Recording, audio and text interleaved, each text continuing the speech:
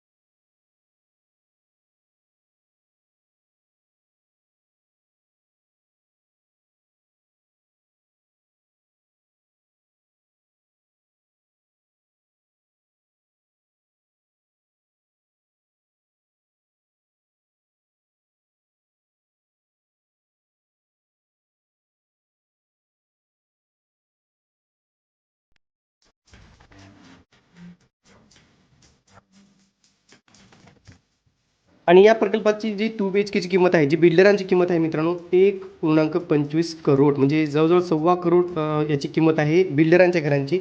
याचाच अर्थ म्हाडाचं जे 2 BHK घर आहे त्याची 1 CRच्या आसपास किंवा 90 ते 1 CRच्या आसपास याची किंमत जाऊ शकते, असा एक अंदाज आहे. म्हणून खरंच ही खूप चांगली परवडणारी घरे आहेत आणि याच्यासाठी स्पर्धा सुद्धा तेवढीच तगडी असणार आहे, यात मात्र शंकाच नाही. चला तर आपण पाहूया नेमकं या प्रकल्पाच्या आसपासचं अंतर किती आहे. घनसोली रेल्वे स्टेशन 1.5 किलोमीटर अंतरावरती आहे.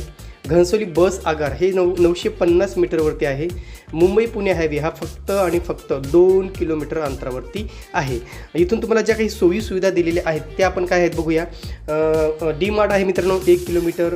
MPS जे APS पब्लिक स्कूल आहे 400 मीटरवरती आहे. बँका इथं जवळजवळ 200 मीटरच्या आसपास तुम्हाला सगळ्याच बँका आहेत. या कॉम्प्लेक्समध्ये सुद्धा बँक आहे. शॉपिंग मार्केट 200 मीटर अंतरावरतीच आहे मित्रांनो. तुम्हाला हवे असलेल्या सगळ्या वस्तू मिळतील. आणि सेंट्रल पार्क मुलांसाठी अत्यंत चांगलं सेंट्रल पार्क हे 1.1 किलोमीटर अंतरावरती आहे.